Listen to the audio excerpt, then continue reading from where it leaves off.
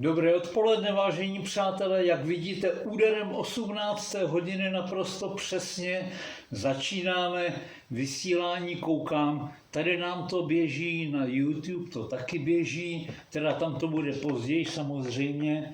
Náš kocour tady obchází tady zvědavě, potvora jedna malá chlupatá. Takže vy víte, že my máme vždycky ve čtvrtek, že to nejsou takový ty televizní výslechy prostě těch ambiciozních holek, který se snaží jako skákat furt někomu do řeči a nenechají domluvit. A mě už to je úplně nepříjemný, když to vidím, že dneska tam byl Patrik Nacher a ten Patrik Nacher si tam povídal s nějakou redaktorkou z ČT a už se proti tomu ohradil, jo, protože ono to opravdu jako není možný, jak se tyhle lidi chovají, to je, oni se chovají, jako kdyby vyhráli volby, jako to je opravdu, to je hrůza. No, takže vy víte, že to naše vysílání není výslech na STB, nebo teda výslech na ČT, ale že to je takový přátelský popovídání, takže já za chvilinku vysvětlím, proč, koho a jak zvu. Ale nejprve pozvu teda dnešního hosta, o kterém vy víte, že přijde a já si jenom tady zkontroluji, aby jsme tady měli obraz, taky tady. Moment, aha, ano, v pořádku, tady to běží, ano, OK. Takže dnešním hostem je můj, už dalo by se říct, dlouhodobý přítel, kolega Tomáš Vandas. Tomáši, pojď si se mnou, pozdrav lidi. Já děkuji za pozvání, Pavle, a zdravím všechny, kteří nás poslouchají, vidí a těším se na vaše reakce na naše povídání. V Praze, v Kanadě, v Austrálii i v Bílině. I v Bílině. Ale mně se líbilo, jak jsi začal, že tady to není žádný výslech na ČT a podobně. A já bych začal tou Českou televizí, protože ono je to docela takový aktuální. Víte, že vláda oznámila vlastně změnu financování České televize a Českého rozhlasu s tím, že od roku 2027 by to nemělo být formou koncesionářských poplatků, ale mělo by to být financováno ze státního rozpočtu, což bude samozřejmě znamenat pro Českou televizi, Český rozhlas méně finančních prostředků, jo? Protože vláda to nebude štědře dotovat, jako to bylo nyní formou těch koncesionářských poplatků. A už se začíná objevovat, anebo a slyšíme ten nářek, že Česká televize bude muset propouštět, takže budou muset rušit některé pořady a já nevím, co všechno. No tak takový moloch prostě se musí taky uskrovnit a musí ukázat, že je životaschopný za menší částku. A pokud chtějí propouštět, já bych začal rovnou těmi redaktory z redakce zpravodajství. 3000 zaměstnanců, to je šílený. Teď jsem zase na mě vyskočila zpráva, nevím, jestli jste to zaregistrovali, že bývalý redaktor Karas, který byl tuším v Polsku a v Rusku, tak má radit v České televizi za 90 000 korun měsíčně. No tak co pak potřebuje Česká televize zaměstnávat nějaké vysloužilé redaktory jako na pozice poradců? No tak tady vidíš přesně, to je to, o čem se bavíme, že ta Česká televize je prostě moloch, který se rozrostl úplně do nekontrolovatelných rozměrů. A vlastně dneska oni zase pláčou a já jenom čekám, že se bude opakovat ta situace, že politici zase tam si budou vybalovat spacáky a budou bránit tu nezávislost. To by bylo výborný, to by bylo výborný. Takže očekávám, že to bude něco podobného, čeho jsme byli svědky v roce 2000 tenkrát, jestli si pamatujete na tu spacákovou revoluci a revoluci těch redaktorů, kterým to tenkrát bohužel vyšlo. No od té doby také vidíme, kam se ta Česká televize vlastně posunula, že? Co se z ní stalo. A takhle já proti české televizi principiálně jako proti programu nic nemám. Ale kdybych chtěla stávkovat ve spacákách redakce zpravodajství, tak bych řekl, to je bezvadný. Tady máme ještě CNN, máme tady další televize. Pokud se bavíme o české televizi, tak já si myslím, že většina z nás, co hovoříme o problémech české televize, tak máme na mysli právě redakci zpravodajství. No, tam si myslím, že je zakopaný pes a tam by to potřebovalo opravdu velkou očistu, vyházet, propustit. Všechny ty kubaly prostě. Přesně ti, kteří jsou tam už několik desetiletí. Vlastně tam jsou lidé, já nevím, jak se jmenuje ta moderátorka Augustová, která uváděla kdysi tu Vlaštovku, tuším ještě, ona je tam snad v té televizi 40 let. Sjezdy SS. Prostě, jako to je něco neuvěřitelného, takže proto říkám, jako určitě by to potřebovalo totální očistu, ta redakce zpravodajství, a pokud má veřejnoprávní televize opravdu plnit svoji roli, no tak musí být opravdu nezávislá, ale na všechny strany. Jasně. Hele, a já ti řeknu, že je to subjektivní názor, ale mně teda určitě ani Stardance, ani Peče, celá republika nebude chybět na české televizi. Jako. Pavle, mě asi taky ne, samozřejmě, ale já rozumím tomu, že každý se dívá na něco.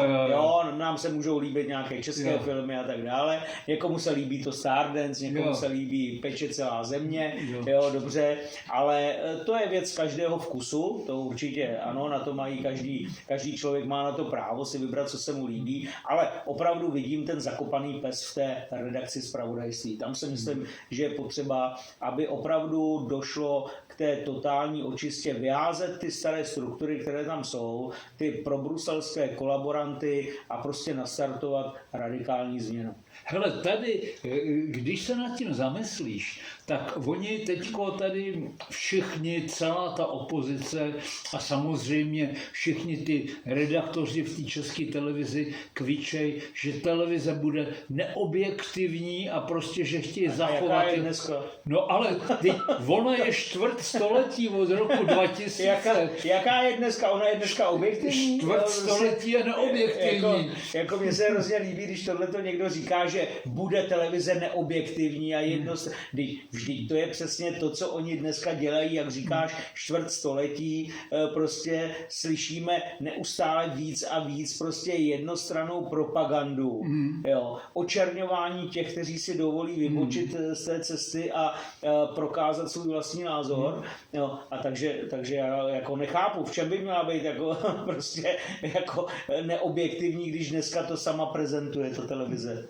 Protože samozřejmě ta bývalá opozice, to znamená ta bývalá opozice, která je kompletně řízená z Bruselu, co se budeme povídat, tak oni se tam natahali během čtvrtstoletí svoje vlastní lidi a ty samozřejmě se tomu brání, ale ty, pokud oni nechápou, že nejsou nestranní a že dávají informace z obou dvou stran, tak v té televizi nemají co dělat. Samozřejmě, no ne, hlavně, ale víš co, tady dochází k tomu, že jako spousta těch takzvaných redaktorů, moderátorů prostě si plete objektivní novinařinu s aktivismem. Jistě, no, a pokud aktivisticky prosazuješ nějaký názor, který ti je třeba blízký, OK, v pohodě, každý má nárok na svůj názor, ale ne prostřednictvím veřejnoprávní televize. Jistě. To určitě ne. Ať si povídá za svý. Jo, ať si dělají nějaký podcasty nebo něco podobně, ať si tam prezentují svoje názory, to určitě mohou, ale veřejnoprávní televize má skutečně sloužit k tomu, aby byla nositelkou vyvážených názorů všech názorových proudů ve společnosti. Hele, i teď mě blesklo hlavou, jsem si vzpomněl, že jsem viděl v televizi, nevím na který televizi to bylo, že tam mluvil Tykač, což je takový nějaký ten velký mogul, prostě bohatý člověk, multimilionář. Ale současně docela sečtělej a chytrej. A hlavně on stojí taky na naší straně. A já si říkám, Kriste, pane, tykači, kdybych věděl, jak tě pozvat do vysílání, jak tě okamžitě udělám. A jenom si dovolím poradit, že by bylo bezvadný, kdyby si koupil od, já nevím, tady nějakou hudební televizi číslo 2 a udělal z toho Fox News, jako jo. Protože Fox News je jediná televize v Americe, která je skutečně objektivní, jako jo. Tak kdyby si ten tykač, jako pro něj by to nebyl žádný problém, on si pořídit televizi. On se stal, tuším, polovičním vlastníkem mediálního domu Mafra. Ano, to jsem v té souvislosti. Takže samozřejmě on i expanduje na tuto mediální rovinu. Jinak je to člověk, který samozřejmě má bohaté znalosti a vyjadřuje se kriticky hlavně k tomu, co se děje v rámci Green Dealu, jo, protože jeho se to bezprostředně dotýká, on vlastní ty uhelné elektrárny a on říkal na rovinu, že prostě nemá cenu provozovat uhelnou elektrárnu, prostě pokud ti stát háže klacky pod nohy a máš na to doplácet jako člověk, který to vlastní. Takže samozřejmě tomu rozumím. Teď už dochází k situaci, že vzhledem k tomu, jaká je situace v energetice a vůbec jak jsou dostupné nebo či spíše nedostupné energie, tak vlastně ty jeho uhelné elektrárny, které měly být ukončeny v tomto roce, tak se uvažuje, že budou prodlouženy minimálně do března roku 2027 a možná déle, protože samozřejmě, co si budeme povídat, víme a vidíme to v souvislosti s iránským konfliktem, co se děje s ropou, prostě jak to vypadá. Myslím si, že opravdu ten celý Green Deal, který nás už takovýmto způsobem zatěžuje, obtěžuje a bude zatěžovat hlavně naše peněženky, tak nakonec možná se sám rozpadne pod vlivem i těchto okolností, které se na to nabalují. Hele, to je bohužel pravda a já si myslím, že kdyby jsme tady aspoň, protože to CNN taky není objektivní, teď je placená z Ameriky prostě, jo, a ty progresivisti, jak jsi říkal tomu Tykačovi, oni, to jsem nepochopil do teďka, oni chtějí zatopit ty uhelný doly. Proč? Ano. Jako... To je, víš co, tady vidíš přesně ty bláznoviny a nesmyslný prostě nařízení, verdikty, které jdou z Bruselu, protože já pořád si myslím, že pokud funguje uhelná elektrárna, my tady máme obrovské zásoby uhlí, prostě, tak nevím, proč bychom se měli toho vzdávat a proč by ta uhelná elektrárna neměla provozovat ten zdroj energií, výrobu té energie, když je to daleko lepší, než stavět nějaké ty nesmyslné větrníky. Jo, které nám by zhyzdily krajinu.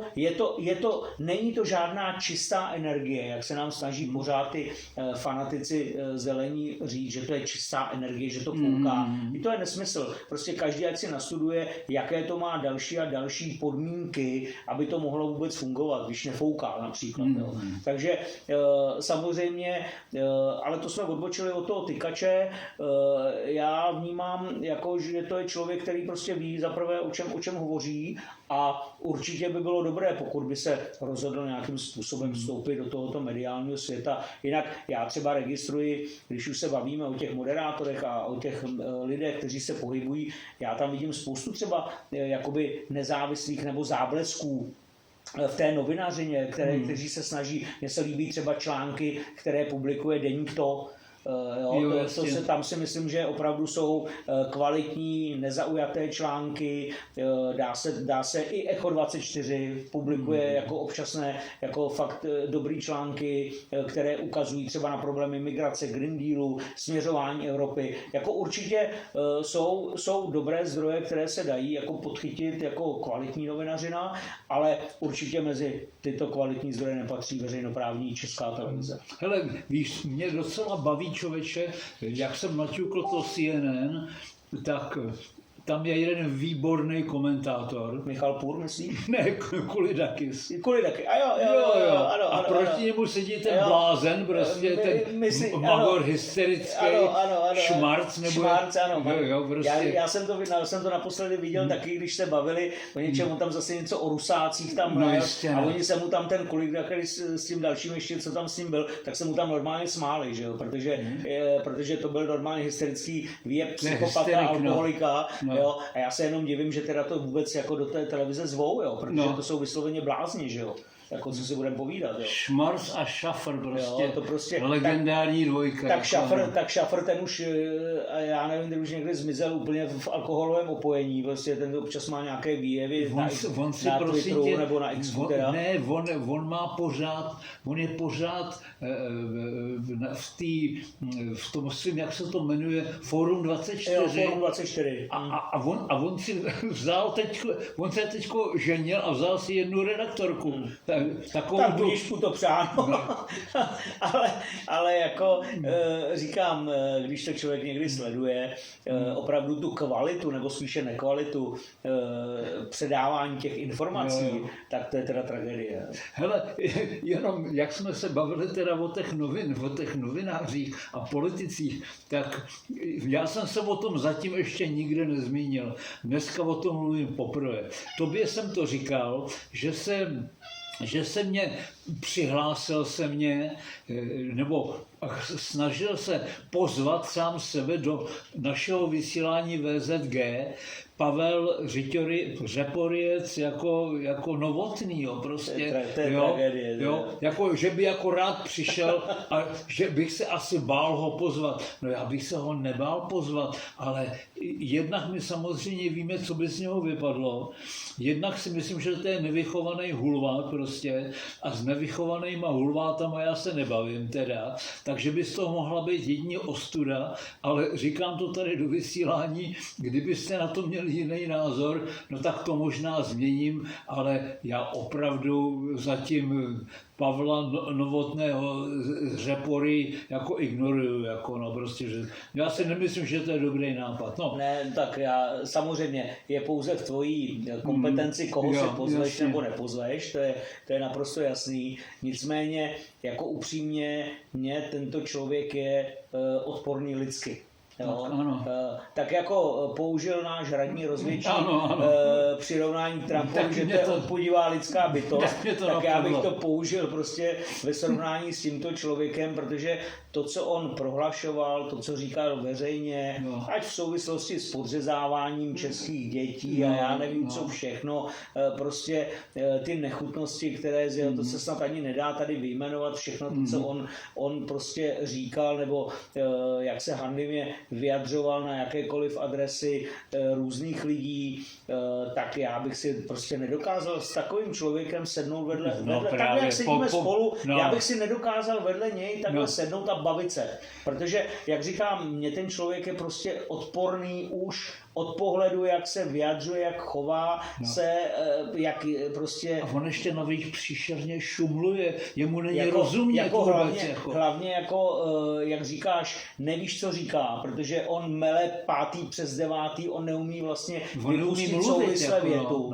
Jo, naprosto něco. No ale zase teď jsme se dozvěděli, že vstoupil do Občanské demokratické strany zase, no tak můžeme jenom ODSákům gratulovat, že získali opravdu kvalitní kádr, který určitě prospěje, takže jako nevím. No. Ale tam jsou vůbec zajímaví lidi. Člověče, mě ti dneska odpoledne napadla ještě taková jedna věc, že když člověk se nad tím zamyslí a pozorně se dívá, tak mnoho z těch lidí má vepsaný ten charakter ve tváři. Jo?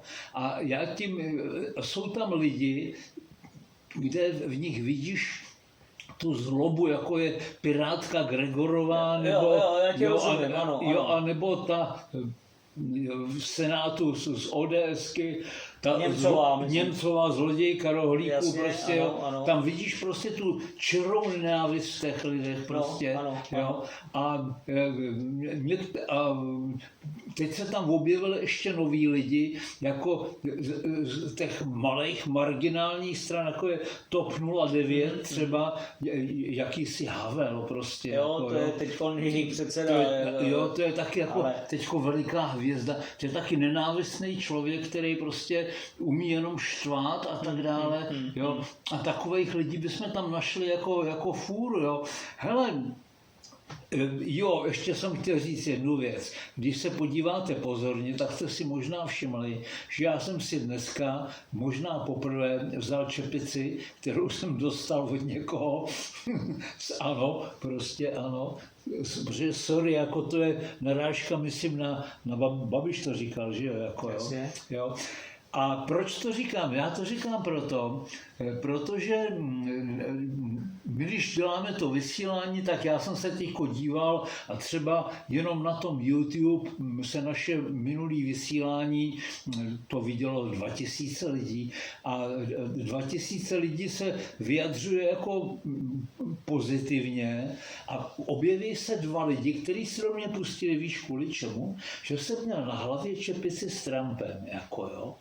A já si říkám, mě těch lidí trošku líto, jo, protože já si pořád myslím, že člověk by neměl být jako jednostranně zaměřený, že se někoho miluju a někoho nenávidím. A ten, koho nenávidím, ten je ve všem špatný. No hele, já si nemyslím, že Trump dělá všechno dobře. Ale tak to určitě ne, to samozřejmě, jo? Ale hlavně je to nějaká, já myslím, že to bereš i z nějakého důvodu, prostě dneska si vzal tuhle čepici, pak jinou. Já si myslím, že to je přece tvoje... A já nejsem fanoušek Babiše, jako vůbec. Samozřejmě, ale tím chci říct, že to je jenom prostě nějaká tvoje volba k tomu vysílání a je to nějaká prezentace něčeho, ale určitě já bych třeba nikoho nekritizoval nebo bych někomu nevyčítal něco jenom proto, že má na sobě nějaké tričko nebo čepici nebo nějaký symbol, já nevím, prostě jako mně tohle to přijde úplně,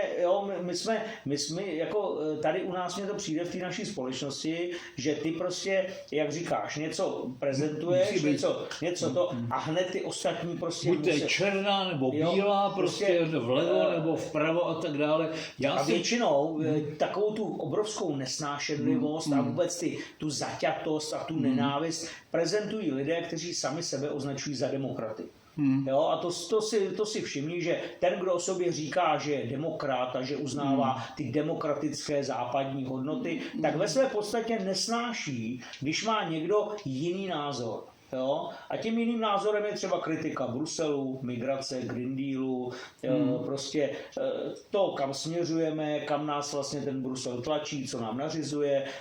Když řekneš, že by si uvítal tady ruskou ropu, tak seš okamžitě Putinův agent a Putin tě platí a jsi ruský kolaborant a tak dále. Takže ti lidé de facto popírají ta svá slova o jakési demokracii, ale spíš jsou to nenávistníci, kteří skutečně jsou schopni toho druhého zašlapat do země jenom protože má jiný názor.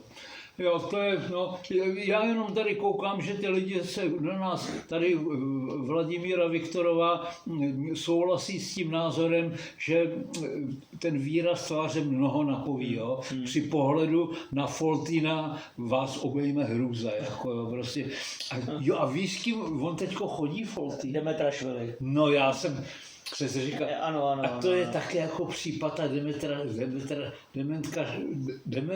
dementka všivá, prostě to jsou takový ty, ale tak zase ono se říká svůj k svému, jistě, ano. Jo, prostě oni jsou si názorový blízcí, ano, tak je to asi, za jiné, ano, tak jako budíš jim to přáno, jako to zase ať si to užívají, jo, ale jak se říká, prostě ano, ti dva prostě se našli k sobě asi názorově a je to něco. Hele, a vyvstalo mě teďko na mysl ještě, protože jak se lidi všimli, tak my nemáme žádný scénář, že bychom si si odškrtávali body. My si tady povídáme. No, teď o tom to je. Jo, a teďko mě napadlo to Maďarsko, jo, prostě, jo. A já jsem si uvědomil jednu takovou, podle mýho názoru, naprosto zásadní věc, že lidi jsou po celém světě stejný a ta mladá generace, ale to není jenom ta úplně mladá generace, ale to jsou lidi od volebního práva od 18 let, ale do 45, jako prostě, jo. To jsou lidi, kteří nezažili ten minulý režim vůbec, jo, ale vyslovujou rigorózní názory na to, jak to tady bylo špatně. A to taky souvisí s tím, jak jsem říkal, že není dobrý někoho automaticky a priorně odsuzovat, protože ono se to všechno mění. Já ti dám krásný příklad. Jo? Já si pamatuju, jak jsme v 80. letech, jak jsem fest nenáviděl Husáka. Jako, no, prostě.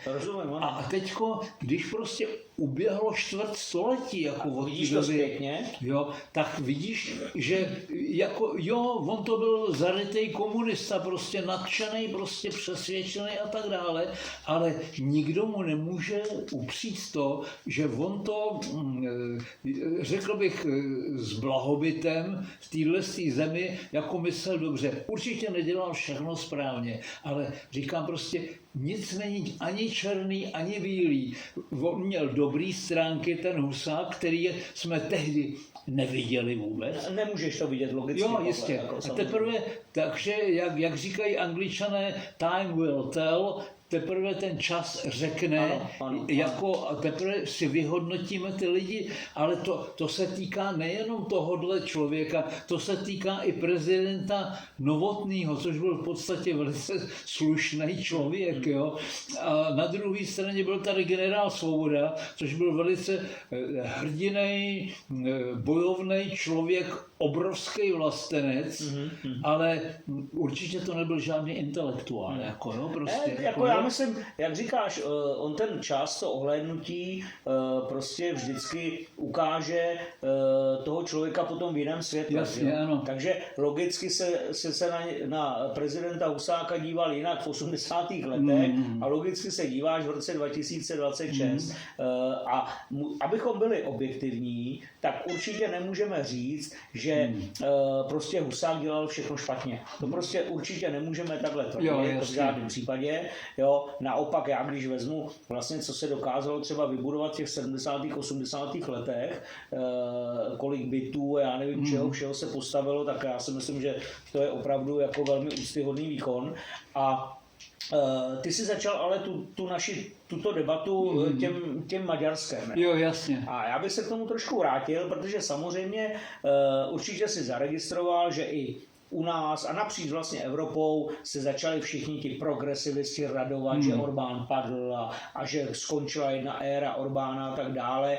Jenomže ono, to je trošičku jako jinak. Jo? Ten Magyar, který tam vyhrál, tak vlastně zaprvé pochází z Fidesu, to je Orbánův člověk, nebo respektive byl tam do roku 24, byl s Orbánem. Tam se učil.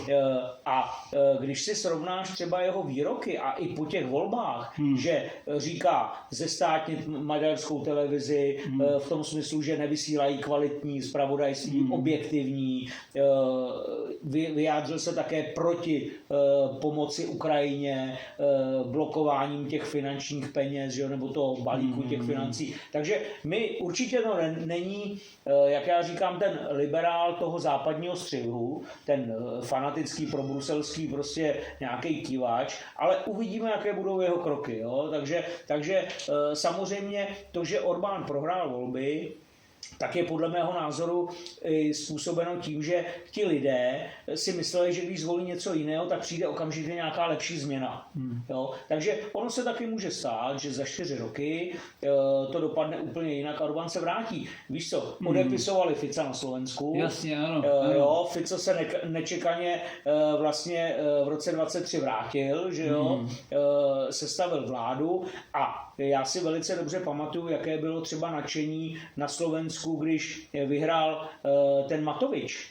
Tenkrát, jakože vyhrál, že ano, byl premiér. Ano, a vlastně, když si vezmeš co potom následovalo, jaký chaos vládnutí byl na Slovensku, jaké to byly skandály, jak se ukázala vlastně ta nekompetentnost a ta psychická nevyrovnanost toho Matoviče, protože vlastně to je blázen, že jo, vlastně a lhář jako to lhář, podvodník, jo, takže samozřejmě my uvidíme, jak se to na to Maďarsku bude vyvíjet, ale já bych určitě neodepisoval Viktora Orbána jako člověka, který skončil v politice. Jo. Říká to mnoho lidí, říká to Klaus, říkají to mnozí politici, že není třeba jako ho odepisovat. Jo. A všimni si také, že vlastně on uznal okamžitě porážku, pogratuloval vítězi voleb, protože se zase spekulovalo, co udělá Orbán, když prohraje volby, jestli nepůjde do nějakého násilného střetu. Takové to strašení vlastně těch lidí a viděli jsme, že ten Orbán se zachoval prostě tak, jak se předpokládalo, prostě prohrál volby, pogratuloval vítězi a bude v opozici.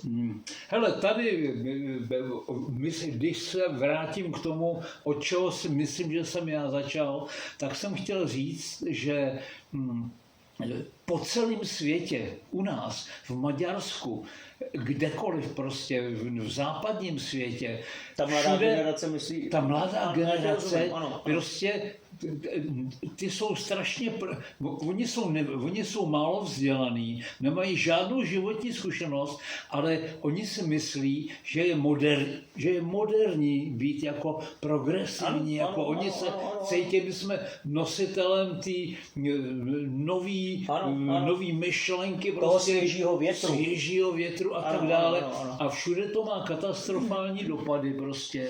A jedině já si myslím, že ty lidi by měli mít nějakou životní zkušenost a jako uvažovat o tom, že bych dal volební právo 16letým, který jsou zmanipulovaní od těch učitelů, který byli zmanipulovaní už jejich učitelé, jo? Takže to je prostě naprostý nesmysl, jo? Prostě tady, ale to je demokracie, prostě jak říkáš, ano, lidé si volí a bohužel od těch 18 let je to volební právo pro všechny stejné, pro všechny věkové skupiny. To, že tady dochází, jak říkáš, i ke změnám vlastně výměny těch lidí a hlavně k prosazování těch názorů, které de facto vedou k úpadku těch společností a k rozkladu, jo, tak to je bohužel pravda, to se můžeme podívat, jak se to vyvíjí v Evropě a vidíme, v jakém stavu je západní Evropa, když se podíváme, kam se dospělo, že jo. Takže samozřejmě to je realita, dochází k obměně generací, dochází k tomu, že jedna generace je nahrazována druhou. Teď, co vychází, ty nové generace, ty jsou samozřejmě poslušnější, zmanipulovanější, víc mají nalito do hlavy právě tyhle ty ideologie toho Green Dealismu a podobně, takže otázka je, kam se to vůbec bude vyvíjet za třeba dalších 20-30 let, že jo? To je bohužel pravda a teďko, když se zamyslíme nad tím stavem v té Evropě, jako ne v Evropě, všude po celém světě, já ti mám někdy pocit, že žijeme v Bohnicích, že žijeme v Kateřinkách, že žijeme v nějakým blázinci, kdy prostě ta naprosto normálnímu, inteligentnímu člověkovi ta viditelná pravda je popíraná médii a různýma vládama. My prostě každý soudný člověk vidí, že je jenom otázka, kdy ta Ukrajina buď úplně padne, ale ona nepadne, protože ty Rusové nemají zájem o ty území, kde jsou Ukrajinci, protože ty Ukrajinci je historicky nenávidějí prostě, jako, jo. Takže proč by si brali nenávist k sobě, jako, jo. Takže to je, ale všichni to vědí, ale takový debilové, jako je Merx prostě v Německu, nebo Rutte a prostě tyhle si, oni budou pořád jako bojovat a budou vykřikovat, že ta Ukrajina musí vyhrát, ta Ukrajina nemůže vyhrát, jo. To je každému soudnému člověkovi jasný prostě. Jo? Ale to je právě to, že, jak já říkám, že se nám vytrácí z té společnosti a vůbec celkově ten zdravý selský rozum. Jo? Kdy vlastně my to víme, povídáme se. Myslím si, že většina lidí, co nás sleduje, tak je totožného názoru, vidí to podobně, ale přesto od těch vrcholných politiků a hlavně z těch médií budeš slyšet úplný opak. Že? A budou ti tvrdit, že to je takhle. Přitom my víme logicky, když si poskládáš fakta, poskládáš si to z těch různých střípků, že to je úplně jinak. A když posloucháš ty naše nyní opoziční politiky, ano, jako je Kupka prostě a spol, ano. tak oni vykládají, ale naprostý nesmysl, je to každému jasný, že tam je jenom ta účelovost, oni tam utilitárně vykládají něco, aby znemožnili tu vládu, protože si myslí, že takhle se k té vládě dostanou. No nedostanou, protože zaplať pánbůh i v téhle naší zemi je ještě pořád dost lidí, kteří vědějí, co je realita. Dobře, ale oni vědí, co ta vláda dělá pro lidi, a vědí, co dělala Fialova vláda pro lidi, která nedělala nic. Já myslím, že každý si může zhodnotit to, co, jak říkáš, to, co dělala minulá Fialova vláda, jak se prezentovala, co dělala, nebo spíše nedělala pro občany. No a samozřejmě to vyústilo v nějaký výsledek voleb. A samozřejmě oni se s tím nechtějí smířit, tak si našli teď různé ty záminky, ty demonstrace milionů chvilek a tak dále a stojíme za prezidentem, protože prostě Petr Pavel, ať se to někomu líbí nebo nelíbí, tak je dneska opravdu lídrem opozice. To tak určitě, je. Jasně. Není to žádný prezident všech, není to nadstranický prezident, ani nemůže být potom, jak on se prezentoval a hlavně prezentuje a všimni si, že on vlastně pořád jakoby je v tom střetu s tou vládou. Už začal tím, kdy nejmenoval prostě na návrh premiéra pana Turka ministrem. No, to bylo evidentní porušení ústavy a nikomu to nevadí. Že jo? A Turek je podle mýho inteligentní, vzdělaný, decentní člověk prostě. A ještě jsem si všiml jedné věci. Kolik lidí, člověče, to ti je zajímavý, já jak sleduju ten Facebook, tak kolik lidí říká, no, my bychom byli rádi, kdyby tam na Hradě neseděl ten Lampasák, než by byl hloupej. On dobře vypadá, není hloupej, mluví hezky, i když mluví z patra, tak mluví pořád dobře, ale je to pořád ta gumová vojenská duše. A víš koho by ty lidi nejvíc chtěli, člověče? Vašuta.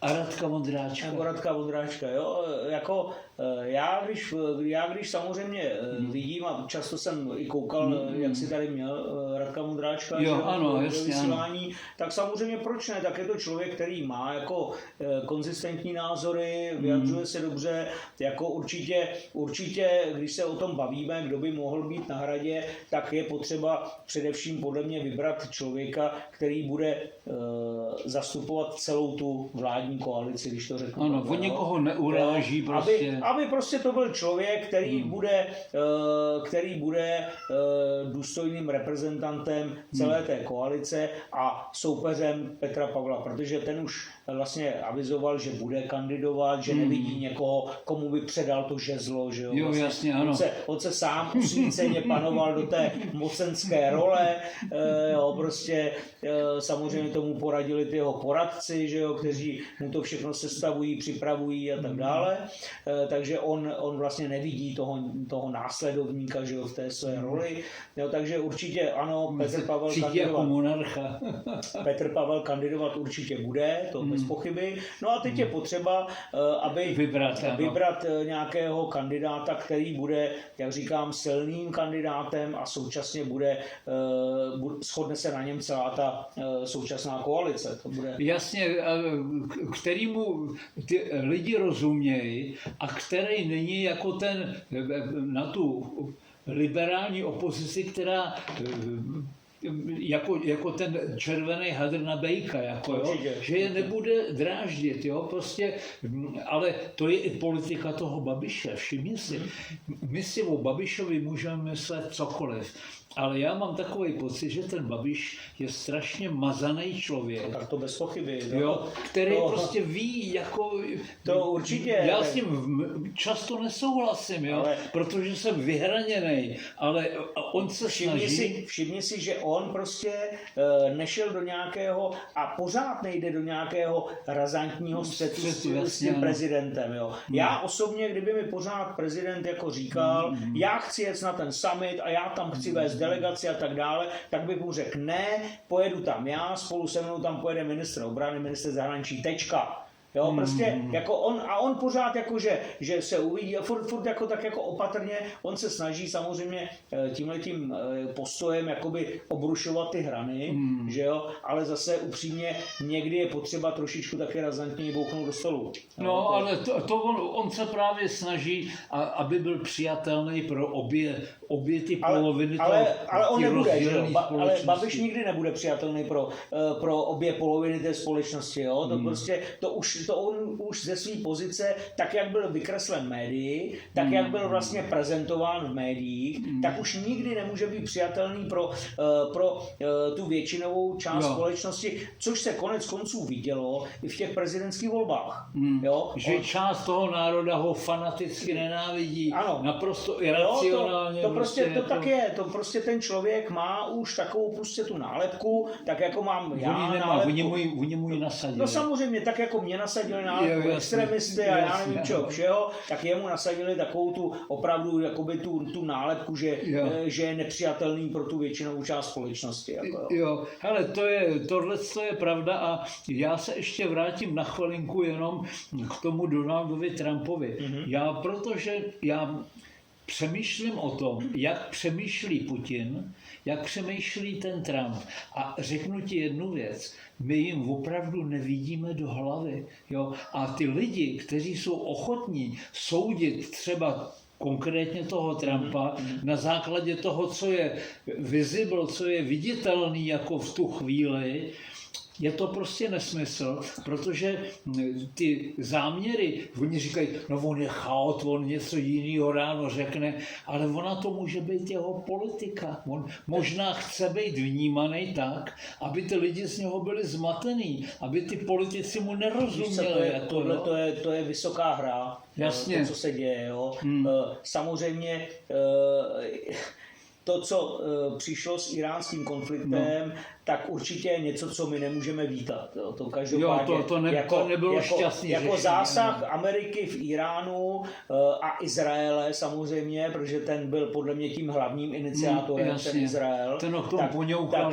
Tak my nemůžeme určitě toto vítat jako krok, který bychom prostě hodnotili pozitivně. To v žádném případě. Ale to nic nemění na tom, že ten režim, který je v tom Iránu, je hluboce nehumánní. Ale to samozřejmě, ale je to nějaký režim, který tam je, ale naivní představa, že to vybombarduju a že se ten režim změní, to se určitě nezmění. Vždyť jsme viděli, jak skončily ty pokusy v Libyi, jak to dopadlo v Afghánistánu, v Iráku, prostě všude.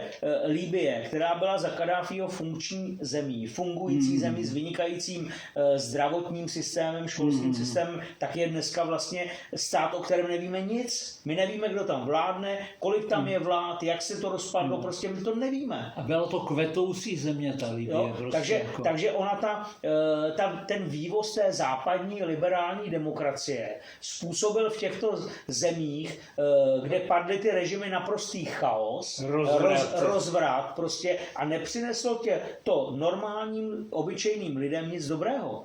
Jo, takže jenom explozi násilí. Takže samozřejmě jako představa, že ten iránský režim se zhroutí, no tak to byla představa velice naivní. Jako jo. No. Jo. A teď se samozřejmě budou hledat cesty k tomu, aby ty Spojené státy z toho vycouvaly, podle mě, a budou se snažit nějakým způsobem každá strana prezentovat jakoukoliv dohodu, smíření nebo cokoliv, co se podepíše, tak se budou snažit prezentovat jako svůj úspěch. Ale hlavně mnoho lidí si neuvědomuje jednu věc, že ani ten Putin, ale ani ten Trump, že to nejsou autokrati. Oni mají kolem sebe lidi a v té Americe ještě navíc. Prostě tam na každého prezidenta vyvíjí obrovský nátlak ten vojensko-průmyslový komplex, který potřebuje vyrábět zbraně, prodávat zbraně a tak dále, takže oni je tlačej. Já jsem přesvědčený, že oni toho Trumpa natlačili do té války. Jo, protože samozřejmě my nevíme, jaké informace mu dávalo to jeho okolí. Že jo? Jasně. Jo? Oni mu právě pod nějakou vidinou vojenského snadného zásahu mohli říkat, hele, my tam zaútočíme a za chvíli oni se zhroutí a budeme tam s nima kamarádi a budeme s nima obchodovat a tak dále. Ale samozřejmě ono to tak prostě není, ani to tak nemůže být v případě Iránu, protože to je systém, který se budoval desítky let. Jasně. Ten se nezhroutí. A ty lidi jsou indoktrinovaní prostě 40 roku. A prostě když budeš 40 roku někomu tlouct něco do hlavy, tak zvláště pokud ten člověk není extrémně inteligentní. Takže jako určitě to byla podle mě strategická chyba a teď se budou podle mě hledat cesty, kdy tedy opravdu dojde k tomu, aby ten konflikt skončil, protože to nemůže mít nikdo zájem na pokračování i z těch ekonomických důvodů. Jo, to vidíme, co se děje, že jo.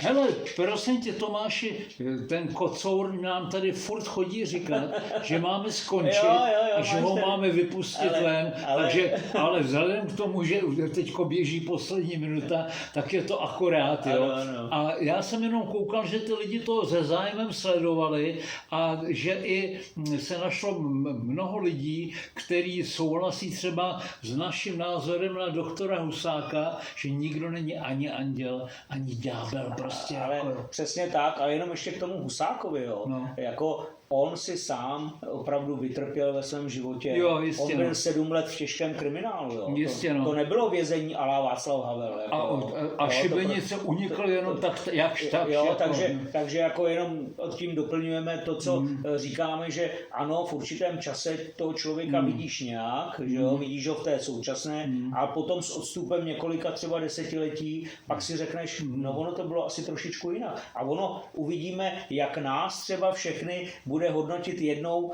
další budoucnost, jak nás budou hodnotit jako další generace, které přijdou po nás. Jo? Takže... Hele, my jsme toho Husáka vnímali jako nadšenýho komunistu, zastánce socialismu a ten Husák byl prostě bytostně osobně přesvědčený o tom, že ten socialismus je systém, který má budoucnost prostě a my jsme mu nevěřili.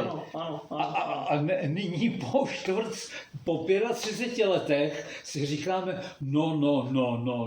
Neměl on ten Husák tak trochu pravdu, že ten socialismus, který tady budoval přehrady, silnice, školy, byty a tak dále, že byl ten socialismus nějak prostě humánnější a člověkovi jako víc nakloněný než ten tvrdý kapitalismus, kdy dneska nám přinese ten kapitalismus nezaměstnaný bezdomovce, který se válejí pod mostama a tak dále, takže ono je to takový Akorát bych ještě trošičku doplnil, že dnešní doba není klasický kapitalismus. Jo. Protože vlastně kapitalismus bylo něco jiného, než je dneska. Dneska my se blížíme k tomu státnímu centralismu, jo? Jasně, k té digitální totalitě, že jo? Takže to je úplně něco zase úplně něco jiného. Režim. Hele, Tomáši, tak jsme to zase hezky probrali, krásná 3/4 hodinka,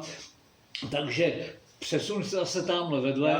Já ti poděkuju, rozloučíme se. Děkuju, zdravím všechny a zase brzy tady u Pavla na setkání. Jasně, tak ahoj, já to jdu vypínat tady. Nejprve tady vypnu jeden zdroj.